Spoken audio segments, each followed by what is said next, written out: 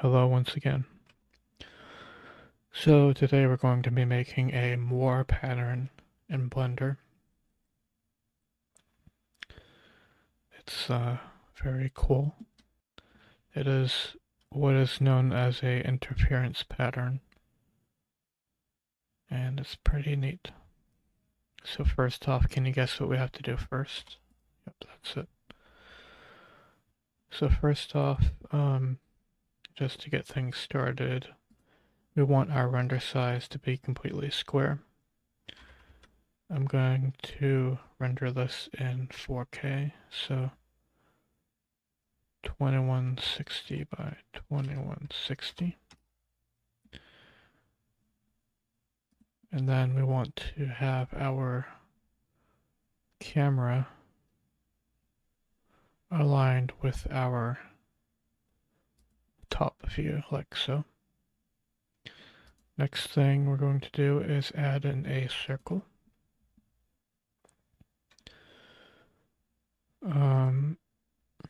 Make sure that we double our, actually quadruple our vertices, and then tab and add a face in. We're pretty much all good to go. Well, you'll want to bring the camera down so that the circle fills up the frame nice. That's all we have to do for the scene setup for now. The majority of our work is going to be done in the shader editor, so you'll want to split the window. You'll want to split the window, thank you, like so, and bring up the shader tab.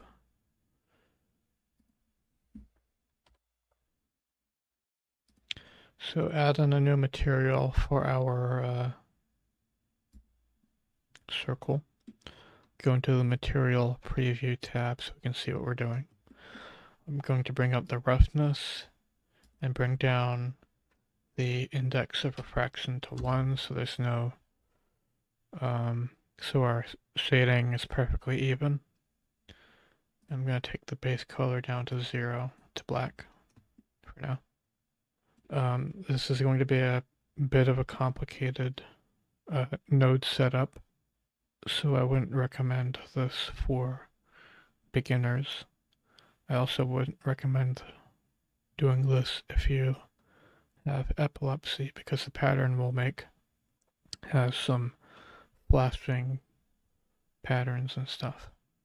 So normally, if you were to make a Moiré pattern like the one we're going to make, like if you were making one like physically,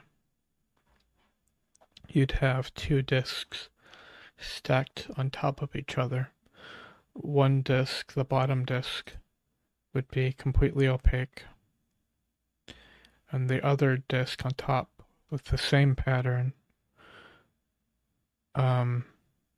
would be like transparent partially, like that kind of a thing. Since we're using shader nodes and stuff, you don't have to duplicate the disk. It can all just be the two patterns can be overlaid on each other and still be on just this one disk. I'm going to lay out the nodes and then we'll connect them together.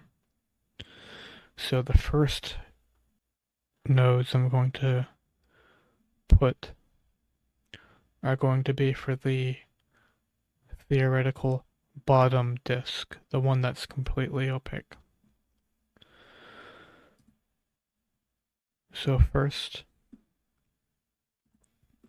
you're going to want to bring up a shader to RGB node, plug it into the color of the emission, and we'll bring this up, the strength up to like 5 for now. Bring out two mix shader nodes. You can duplicate them. plug this one into the shaded RGB, and then plug this one into the bottom socket of this one. Next, you're going to want to bring out a transparent BSDF node. We're not going to connect it for now. We're going to come back to this later. Once we get to our transparent disk node group, bring out a color ramp node and connect the color to the bottom socket of this mix shader and connect it to the factor as well. Next thing you're going to want to do is bring out a wave texture, connect the color to the factor of the color ramp. You can leave the bands, this stuff you can leave as is. We'll mess around with the scale later on.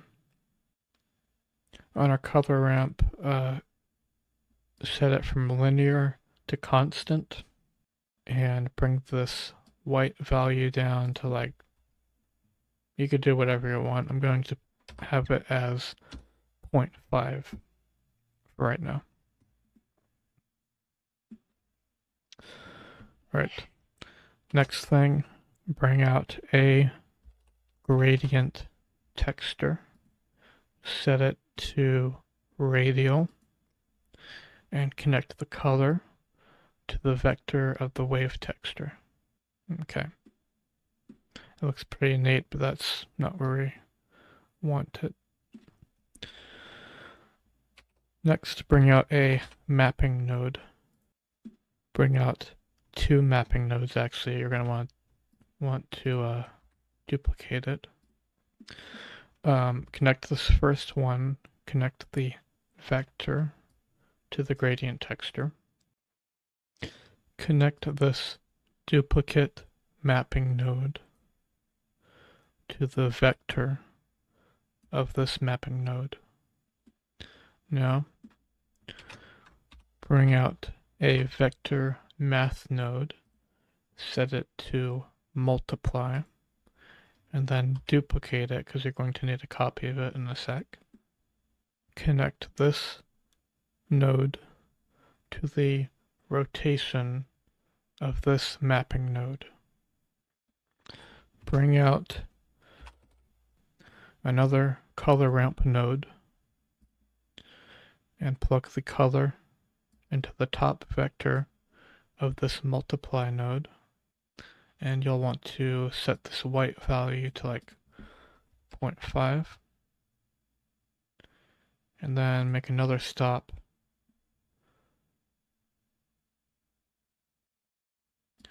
And set the color to black.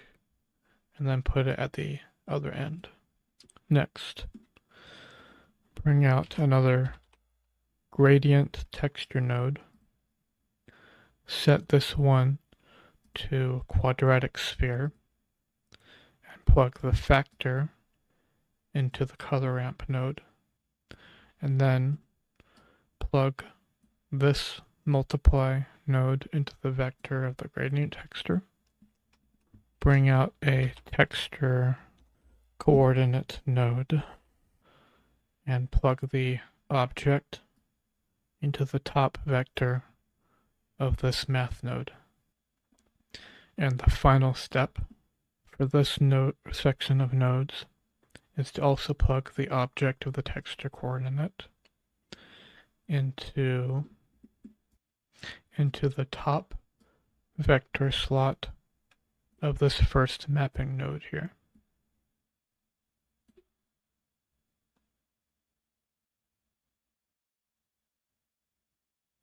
And there we go. We have our first pattern, the completely opaque pattern.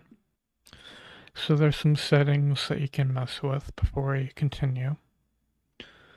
You can change the scale.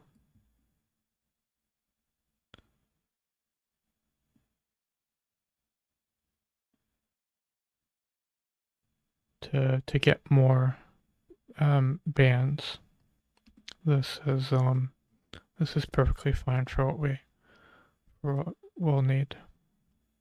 So now we're going to. So now this is the bottom disk. So now we're going to make the top disk with the transparent pattern.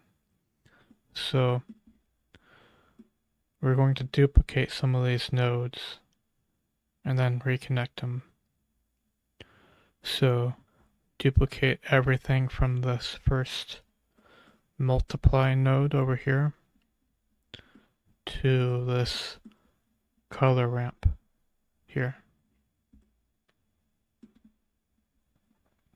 Just select Shift D to duplicate. And that cut out a lot of our work, but we have to reconnect some stuff. So first, connect the object of the texture coordinate to the top vector, and also connect it to the top vector of this first mapping node, just like on over here.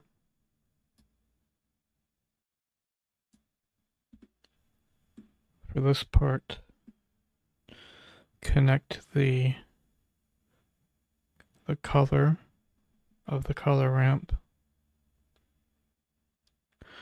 to the factor of the second mix shader, as well as the top socket of the mix shader. And now we can finally connect our transparent node to the top socket of this mix shader node. So now to prove that this node group, which represents the top disk, is transparent, go to our bottom disk color ramp node and change the white to a color of your choice.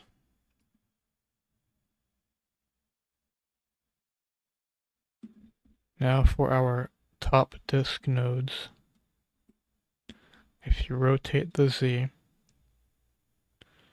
the top pattern rotates.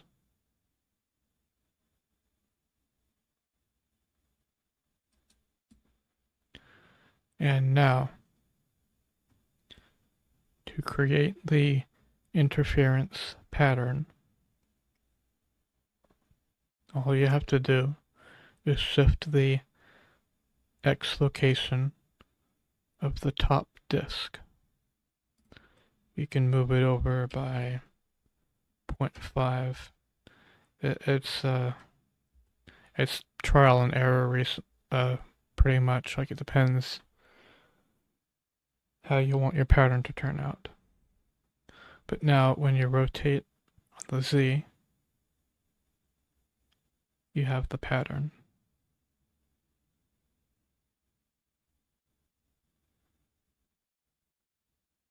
Very cool.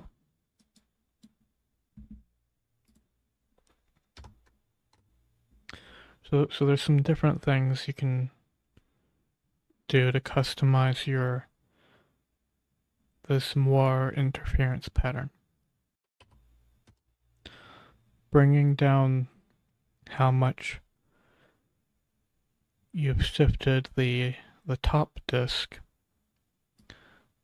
will change how many rings there are.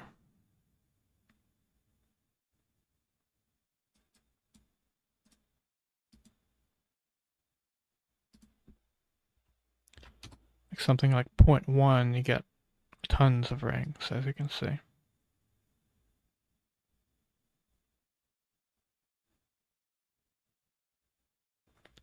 If you don't want this pattern to spin, like if you just wanted it to be completely, like if you wanted this pattern to be completely vertical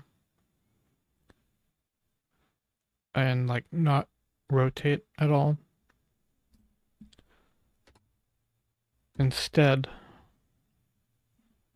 go to the second map node of our colored pattern and shift that instead.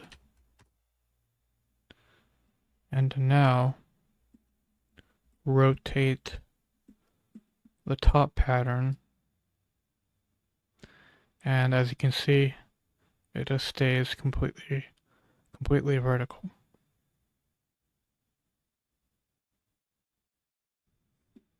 An interesting thing you can do if you want your pattern to be more dynamic is this. So on our bottom disk, we have it shifted over by 0.1. So now on our top disk, try shifting it over by negative 0.1, and now try rotating the Z and see what happens.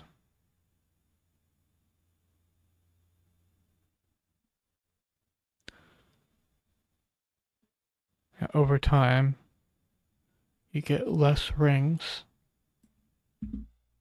until eventually there's a bam, and then it starts going the opposite way. And it'll keep doing this for forever. Very cool. So you're pretty much done if this is how you want your Moiré pattern to look. You can just animate it. Go down to our top transparent disk. You can just click here, insert a keyframe on the Z, go to the end of our timeline,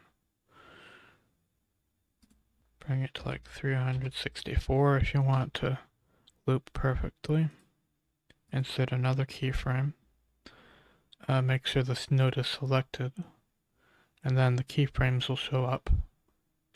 And then you can just go into interpolation mode and put it to linear.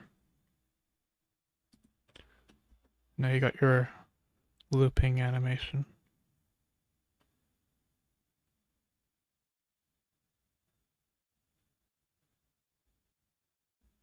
Like so. Very neat.